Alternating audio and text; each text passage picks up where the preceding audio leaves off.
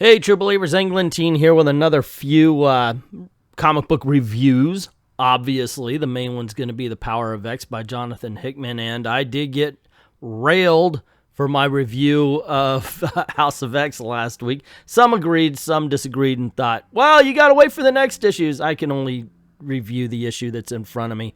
I'm doing this, and then Black Hammer and Justice League, and the new Death's Head #1. So without further ado, let's get this party started. Yeah, you know, by the way, that the speculators are going to go crazy. Oh, look, there's a new X-Men. It's called Rasputin. She's going to be worth $1 million. Let's get it up to $20 on eBay in a day.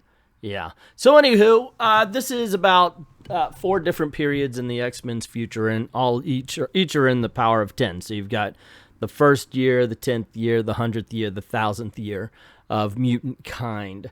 At a certain point, though, it's weird because there's hardly any mutants on Earth. So it's like, okay, well, problem solved, right?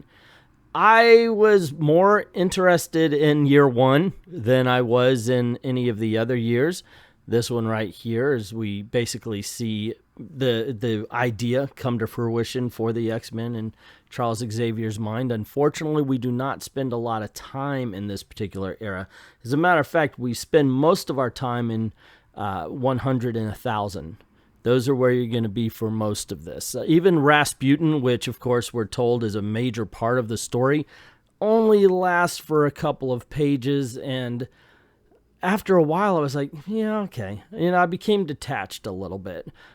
There is something going on here that I'm sure a lot of people are going to be, just judging by the comments that I got on the House of X, a lot of people are going to be overlooking because what comes next? Well, this one might not be the strongest of issues, but what comes next might be good, so we've got to keep going. We got to give it, it's good now because it might get better in the future, and I can't see that. One of the biggest problems I'm having with this book are pages like, well, okay, this is the contents page, but pages like this pop up all over the place, and it's like, okay, here's a part of the world that we're living in now, and I'm going to write about it rather than show you in comic book form. I understand there's only 6 issues, but what is on these pages could be actual story that we're shown instead of just told. There's history there, and I don't know, maybe they're just going for a kind of a Watchmen thing, behind the mask sort of thing, where at the end where you get some prose that fills out a little bit of extra story. But it really does look like it would fit in the comic book itself. You're literally doing time travel, so why don't you travel to these times that you figured was important enough to tell us about, but not show us? And I have a little problem with that. There's a lot of isn't this cool because it's weird going on here as well. But here's the thing. This is better than House of X #1. I enjoyed this. I know it doesn't sound like it, but, enjoy might be a little strong. I can understand the people that were talking to me about House of M because I had the same feeling here.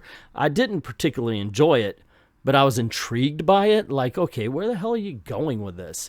And I just thought it was weird and strange and definitely worth a look. This one more than House of X #1. I felt that with this one. I'm not on board yet, but at least I'm willing to listen. Death's Head #1. So I was introduced to Death's Head through Marvel UK in the 90s, and I thought it was okay. It was fine. It was definitely the best of Marvel UK at the time. It just never grabbed me enough to make me say, oh my gosh, I gotta read the next issue and I will follow this character until I die. And it got to the point where I just kind of lumped him in with the rest of the Marvel UK, which I was not impressed with at all. And he kind of got buried in. It was like, Marvel UK stinks, including Death's Head. So when this came up, I was like, yeah, I don't know. I don't know if I'm going to enjoy this. But it's a #1, so I'll pick it up. I'll read it. I'll give it a review. And my gosh, I'm glad I did, man. This is a good book. It's a lot of fun. You got to check this out. Okay, so he's an amp now for a band? Like, wait, what? This is okay. Maybe I should go back and read the rest of it or something like that. First of all, it starts off, he's a bounty hunter, and he brings in bounties for upgrades working for Yondu. But Yondu figured out that he's spending more on the upgrades than Death's Head is bringing in. So Yondu says, hey, you owe me money. And he gives them all the math about it and all that. And then he says, you're old, and I've got the newbies here. And it's a bunch of like female robots who then just start to take him to town. And cut to, he's a freaking amp for a rock band. I was like, oh my God, this is so kooky. But it's kooky in a fun way. It's weird because I'm doing a review of this book right after Power of X. Now, Power of X is kooky in a different way, and I think it's because it takes itself too serious. It's a bit pretentious. There's no pretension in this. None at all. It's fun. It's very well written. It's the art, it leaves a little bit to be desired, but it works. We got Wiccan and Hulkling, which I've never been into the Young Avengers, but I like them. I was into them in this, and it's like right off the bat, they introduce them in like 3 panels, and then all of a sudden, hey, we got to turn into Wiccan and Hulkling, and we're gonna go after Death's Head. It's just silly and stupid fun. I can recommend this book. If you've never given Death's Head a try, I think this might be the time to do it. Yeah, open up a bit, try something new, and I don't think you're going to be disappointed with this one. Oh, man. Okay, hold on. There's one more thing I've got to mention. You see, I budgeted out 3 minutes worth of time for all of these reviews, and I just realized that I was 25 seconds early finishing this. So, yeah, I got to come up with some way to distract you or talk to you for another 25 seconds before I can move on to the next review, which is Black Hammer and Justice League. Okay, I've read the Black Hammer books, and they're pretty darn good. This is an independent book, and this is an independent book from Dark Horse Comics that you should be reading. Justice League, of course, we all know Justice League. It's the best superhero movie ever made, and now they made it into a comic book. Am I right? High five. All right. So this is written by Jeff Lemire, who I think is one of the better comic book writers in the industry today. He's just entertaining as heck. And we start off, we get the introduction to Black Hammer first. And surprisingly enough, hey, we get all of the information we need. At least, well, not all of it, but we get enough to understand who everybody is in relation to everybody else. We understand their situation. They've been stuck on the farm for 10 years. They can't leave it.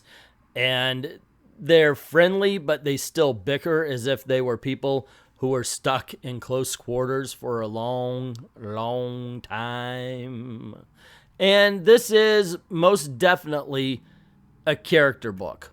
This is not a huge action book, at least not the Black Hammer part. Don't expect a lot of fighting and everything like that, except for, of course, the words and such like that. They're not going to be hitting everybody. So anyway, they're talking, and then all of a sudden this creepy guy comes up and saying, hey, I want to buy the farm. Not like he wants to die, but he actually wants to purchase the land that they're on. And so that's where their part ends, and we cross on over to the Justice League. And now this is where the action comes in, and they're fighting Starro, who I've always loved. I think it's freaking ridiculous, but in a good way. I mean, come on, that's a giant starfish with an eyeball, and of course I'm not the first one to point this out. But yeah, this is where we get the action of it, and we're introduced to the characters. But more importantly, people who don't read Justice League are introduced to the characters. That was weird, I thought, and that just shows you how much of a good writer Jeff Lemire is. One of my favorite quotes from Stan Lee is, every issue is somebody's first issue. And it really does seem that Jeff Lemire just runs with that particular quote, so he makes sure that all the information you need to enjoy the story is on the page. And while it's a fun story, it's not a fun story like Death's Head. Death's Head's just wild. This one is our favorite superheroes and a group of superheroes you may not really know just being awesome. And that's what we like to see. So, yeah, in all honesty, I got to recommend this book.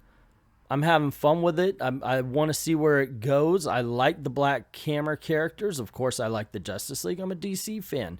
and the art fits. Everything just seems to kind of move into place for this particular issue. And yeah, like I said before, can't wait to see what happens next. So there you go, gang. There's not really a bad book in the bunch on this one. I'm not into Power of X completely, I got to admit, but the other two are awesome, and I'm willing to see where Power of X takes us. And I know he's writing both miniseries as if they're one miniseries, so you got to go back and forth on these. Either way, I recommend you pick them all up and decide for yourself this week. There are no stinkers. But that's just my opinion. What is yours? Have you read the Power of X? Have you read the Death's Head or the Black Hammer and Justice League special? Let me know in the comments below. Also, don't forget to click like if you like the video. Share, please get word out about the channel since YouTube's decided not to share my videos anymore. And speaking of damage YouTube has been doing, if you don't mind helping out the channel, go on over to Patreon or to Ko-Fi and drop $1 in the till and help me keep the lights on, help me keep making videos for you. Like, thank everybody who's already done that. Oh, and if you want me to work for my money, as I have said before, you can go on over to Ko-Fi and commission a video. Yeah, just pick any category, pick any character or storyline or what have you, and I'll get that done for you. Like, thank everybody who's already done that, and to everyone, all of the true believers, thank you very, very much for watching.